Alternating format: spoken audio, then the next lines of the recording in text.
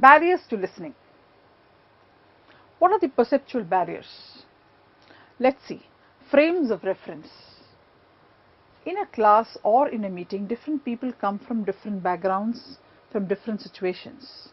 So when a person makes a remark or when a person is making a presentation, it will be perceived differently. Hence, sometimes it is important for the speaker to get an understanding so that everybody is in sync. This happens very often. Experience and expectations. People who are sitting in the room, depending upon their experience and expectation, may listen differently to what is being said and perceive it completely differently. Relationship with speaker. It's important when there is a speaker-listener session on that they are both in sync. Hence, the relationship has to be brought to that level. Then the speaker is well understood and the listening becomes very effective. Selective perception is when we listen selectively because our mind is elsewhere.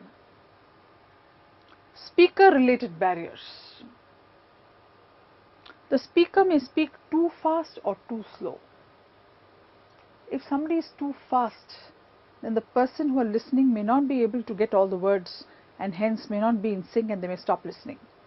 Or if the person is too slow, because the brain can process up to 400 words a minute, while the delivery may be so slow that the brain starts overworking and the whole comprehension is lost. The speaker may be too loud to hear, disturbing the listener.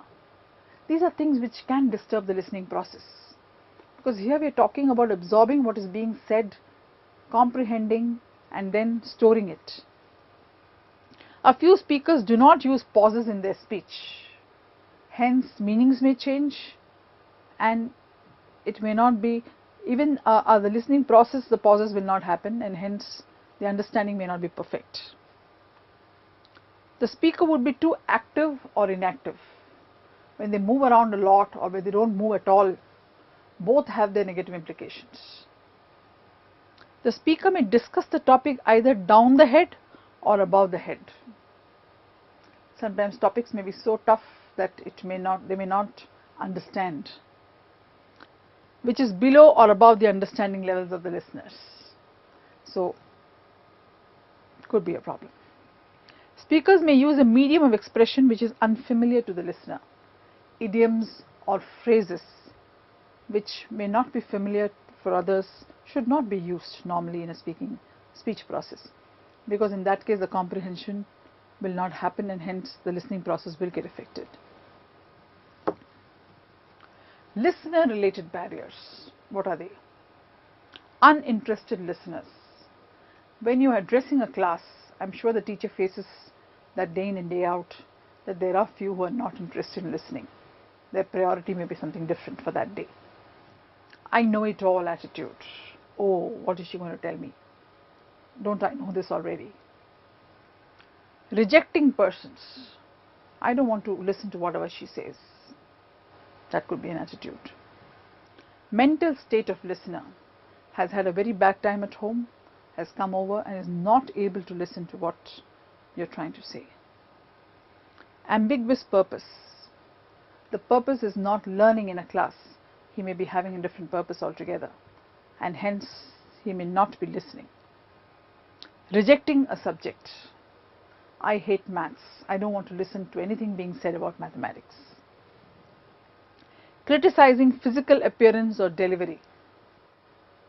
Biases that you may have about the person who is presenting or talking can cause a physical barrier as far as listening is concerned.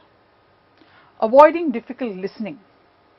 Whenever there's a topic which is difficult and I do not want to listen, I just avoid listening because that topic is not to my taste. What are the other barriers? Understanding of non-verbal cues. Sometimes when an explanation is made, since I am not listening well and I don't understand the non-verbal cues with the verbal cues, I just shut off. I don't listen. Non-verbal cues are required in order to make, complement the verbal cues, whatever is being said verbally. But if overuse or underuse, may again lead to listening issues. Environmental distractions. The seat on which the listener is sitting is poor and uncomfortable. I am so fidgety that I am not able to listen to what is being said because of the discomfort. Chatting with the next person. Since I am chatting with the next person, neither am I listening nor is the person with whom I am chatting listening. Extreme hot and cold conditions at the venue. If the venue is not comfortable, if it's too hot, the discomfort again does not allow you to listen. Similarly, if it is too cold, you're trying to help yourself to make comfortable, again you stop listening. Odd time of presentations. Presentations made late night or just after lunch may be difficult for people to accept heavy presentations after lunch. Disturbing doors, windows and fans. Noise created by any of this can hamper listening. Noise outside the venue. Suddenly if you hear crackers bursting or there is a song playing, it can surely divert your attention and you stop listening. Poor ventilation and light. Again, not a right environment for concentrating or listening. General barriers. Faking attention. Pretending that you're listening when you're not, as if you're attending to whatever is being said. Listening only for facts.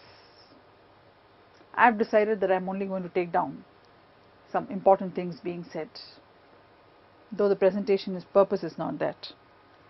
Yielding easily to distractions.